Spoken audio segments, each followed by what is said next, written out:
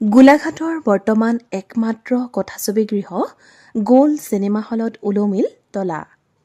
গোলাঘাট পৌৰসভাই এইদৰে তলা ওলমাই বন্ধ কৰি দিছে গোলাঘাট নগৰৰ একমাত্ৰ কথাছবি গৃহ এই গ'ল্ড চিনেমা হলটো। গোলাঘাটত কোন কাহানী বাই বন্ধ হৈ যোৱা পূৰ্বৰ চিত্ৰলেখা আৰু উৰ্বশী কথাছবি গৃহ দুটা ইতিমধ্যে ইতিহাস হ'ল।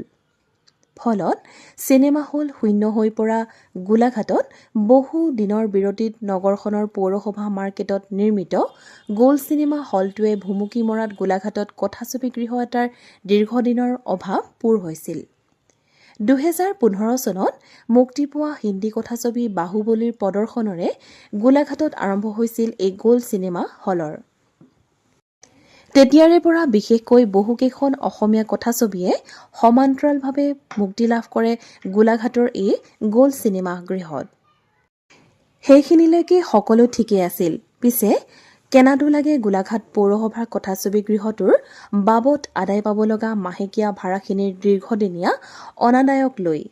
গোলাঘাট পৌৰসভা কৰ্তৃপক্ষৰ মতে অনেক চেষ্টা কৰিও গ'ল্ড চিনেমা গৃহৰ পৰা অনাদায় ভাড়া আদায় কৰিব নোৱাৰাত পৌৰসভাই ৮,৪৩,১১৪ টকা অনাদায় হৈ যোৱা ভাড়াৰ বাবদ ৰাজহুৱা জাননী ওলমাই দি গ'ল্ড চিনেমা গৃহৰ প্ৰৱেশদ্বাৰত তলা ওলমাই কথাছবি গৃহটো চিল কৰি দিছে। এই সন্দৰ্ভত গোলাঘাটৰ পৌৰপতি দুলুমণি বৰবৰা আৰু উপ পৌৰপতি সীমান্ত বৰাই কি কয় শুনোৱা হওক। যি উদ্যোগ আছে গতিকে উদ্যোগটোৰ প্ৰতি আগবাঢ়ি যোৱাৰ লক্ষ্যৰে আমি যথেষ্টখিনি গোলাঘাট পৌৰসভাই চিনেমা হলৰ যি আমাৰ কৰ আছিলে দিবলৈ, গতিকে আমি বহুবাৰ আমি তেওঁলোকক ন'টিচ কৰিছোঁ আৰু তেওঁলোকে মানে খুব এটা সময় লয়, নিৰ্দিষ্ট এটা সময় লৈ পেলাই তেওঁলোকৰ ফালৰ পৰা আমালৈ আবেদন আহিছে। কিন্তু আমি সেই আবেদনৰ ভিত্তিত যিমান দিন সময় লয় আমি ৰৈ দিছোঁ, কিন্তু তাৰ পিছতো কোনো যোগাযোগ নকৰে। আমি ২০২২ চনৰ পৰাই আমি তেওঁলোকক ন'টিচ দি আছোঁ, কিন্তু তেওঁলোকে কোনো ধৰণৰ আমাক কৰ আদায় কৰা নাই। ইয়াৰ উপৰিও অসমীয়া চিনেমাৰ যি উদ্যোগ আছে, উদ্যোগটো আগবাঢ়ি যোৱাৰ স্বাৰ্থত গোলাঘাট পৌৰসভাই ক'ভিডৰ সময়তো তেওঁলোকক বুজন পৰিমাণৰ এক টেক্স মানে ৰেহাই দিছে।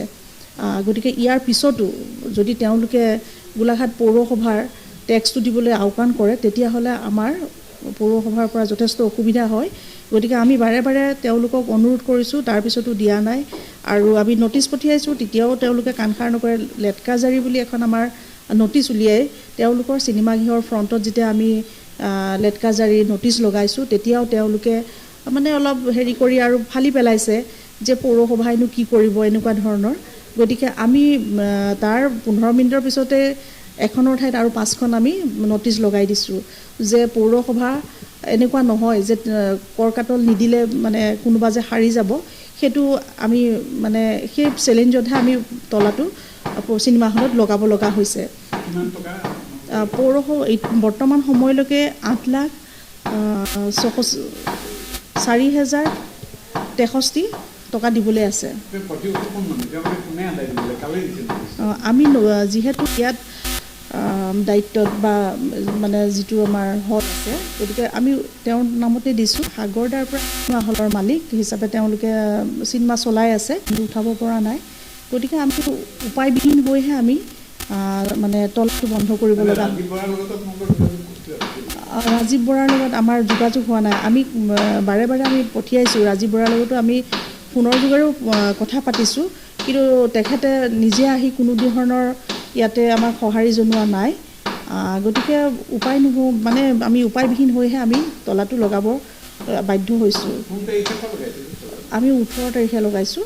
আমাৰ গোলাঘাট পৌৰসভাৰ যি আমাৰ মাৰ্কেট আছে MMC 1 বুলি কওঁ, তাতে গ'ল্ড চিনেমা হলৰ এটা অংশ আছে। তেওঁলোকে চিনেমা হল স্থাপিত কৰি তাতে চিনেমা প্ৰদৰ্শন কৰে। কিন্তু আমাৰ দুখৰ বিষয় হ'ল যে তেখেতসকলে আমাৰ পৌৰসভাক যিখিনি ভাড়া আদায় কৰিব লাগে তেওঁলোকৰ এৰিয়াটো লৈ পেলাই, সেই ভাড়াখিনি বহুত বছৰ ধৰি তেওঁলোকে দিয়া নাই। আৰু তেওঁলোকক বাৰম্বাৰ কৈ থকা হৈছিল, ন'টিচ পঠিওৱা হৈছিল, আমি মৌখিকভাৱেও কৈছিলোঁ, কিন্তু তেওঁলোকে সেই কথাটো আওকাণ কৰি আহিছে।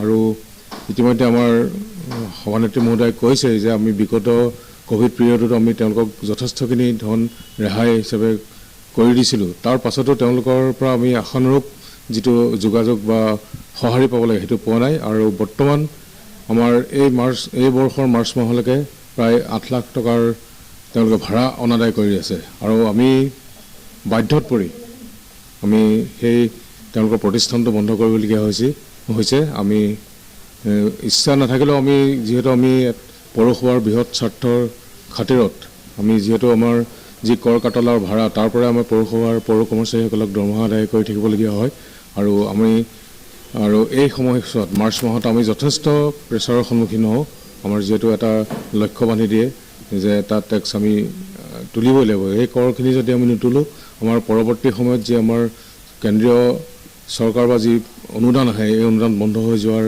সম্ভাৱনা থাকে আৰু সেই কথাটোকে আমাৰ ডাইৰেক্টৰ অফিচৰ পৰা বাৰম্বাৰ আমাক প্ৰেছাৰাইজ কৰি থকা হয় যে আমি আমাৰ যি লক্ষ্য তাত উপনীত হ'ব লাগিব আৰু এনেকুৱা কিছুমান প্ৰতিষ্ঠানে যদি আমাক সময়মতে আমাৰ যি ভাড়া আদায় নিদিয়ে বা কৰ কাটল দি নাথাকে আমি যথেষ্ট অসুবিধাৰ সন্মুখীন হওঁ আৰু সেয়ে আমি বাধ্যত পৰি বহুবাৰ কোৱাৰ পাছতহে আমি চিনেমা হলৰ কাৰণে এনেকুৱা এটা পদক্ষেপ ল'বলগীয়া হৈছে ইফালে এই সন্দৰ্ভত সদৌ অসম জাতীয়তাবাদী যুৱ ছাত্ৰ পৰিষদৰ নেতা নিপন গগৈ কি কয় শুনোৱা হওক নহয় এইটো 8 লাখ নে 9 লাখ টকা কিবা জাননী এখন দেখা পাইছোঁ কিন্তু আচলতে 8 লাখ 9 লাখ টকাটো একেদিনাই সৃষ্টি হোৱা এইটো এটা ভাড়াই হওক বা তেওঁলোকৰ যিয়ে নহওক হ'ব আচলতে নোৱাৰে ইয়াৰ আগতে তেওঁলোকে কি ধৰণৰ জাননী প্ৰেৰণ কৰিছে যিজন স্বত্বাধিকাৰী আছে যি আচলতে হলটো চলাইছিলে তেওঁলোকে কি জাননী প্ৰেৰণ কৰিছিলে বা জাননী প্ৰেৰণ কৰা বাদেও বা ৰাইজৰ লগত যোগাযোগ কৰি অল্টাৰনেটিভভাৱে এই হলটো তেখেতৰ যদি চলাবলৈ মনো নাই গোলাঘাটবাসী অন্য কোনোবা আচলতে ব্যক্তিয়ে কিজানি এই হলটো চলাই নি এই কথাবিলাক আচলতে মিউনিচিপালিটিয়ে গুৰুত্ব প্ৰদান কৰিব লাগিছিলে আচলতে আৱেগ জড়িত থকা অসমীয়া মানুহৰ আৱেগ আৰু স্বাভিমান জড়িত থকা যিটো সময়ত অসমীয়া চিনেমাৰ বৰ বেয়া দিন আছিলে তেতিয়াও আমাৰ গোলাঘাটত দুটাকৈ হল বন্ধ হৈ গৈছে কিন্তু এতিয়া অসমীয়া চিনেমা লাহে লাহে ভাল দিন আহিছে আৰু গোলাঘাটৰ পৰাই আৰম্ভ কৰি পেলাই আমাৰ গোলাঘাটতো কেইবাজনো বিশিষ্ট প্ৰযোজক আজি অসমীয়া চিনেমা জগতখন উদ্ধাৰৰ স্বাৰ্থত তেওঁলোকে নিৰংকুশভাৱে তেওঁলোকে কাম কাজ চলি আছে নিউজ ডেস্ক ৰিপৰ্ট দৃষ্টিকোণ